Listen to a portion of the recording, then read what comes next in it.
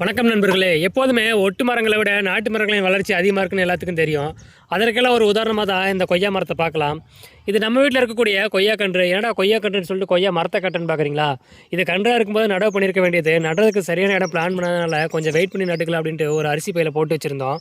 ஆனால் இந்த மரத்தை பார்த்துங்களேன், அந்த அரிசி பையிலேயே கிட்டத்தட்ட ஒரு 8 அடி ஹைட் வரைக்கும் வளர்ந்துருச்சு. இந்த கொய்யா கன்றை இந்த பையில் எடுத்து வச்சு 1.5 வருஷங்கள் ஆகுது. இதுவே நம்ம தரையில் நடவு பண்ணியிருந்தா இன்னும் 6 மாதத்தில் பூக்கள் கூட வந்திருக்கலாம். அதனால் இதுக்கு மேலே இந்த மரத்தை வெயிட் பண்ண வைக்க முடியாது. அதனால் தரையில் எடுத்து நடவு பண்ணிடலான் இருக்கோம். இந்த மரம் பார்த்திங்கன்னா நம்ம சரியான முறையில் வளர்த்து வரும்போதே நம்ம கிளைகளை பிரித்து விட்டுருக்கோம். அதாவது அந்த நுனிப்பகுதியை கிள்ளி விட்டு கிளைகளை பிரிச்சுருக்கோம். இந்த மாதிரி கிளைகளை பிரித்து விட்டு கிளைகளோட எண்ணிக்கை அதிகப்படுத்தும் போது தான் நமக்கு அதிக காய்கள் வரும். இந்த நாட்டு கொய்யா மரத்தை எப்படி பராமரிக்கணும் மற்றும் அதை எப்படி நம்ம நடவு பண்ணணும் அப்படிங்கிறத பற்றி அடுத்த பதிவில் பார்ப்போம். இந்த பதிவு உங்களுக்கு பிடிச்சிருந்துச்சுன்னா ஒரு லைக் போட்டு நம்ம சேனலை சப்ஸ்கிரைப் பண்ணிக்கங்க.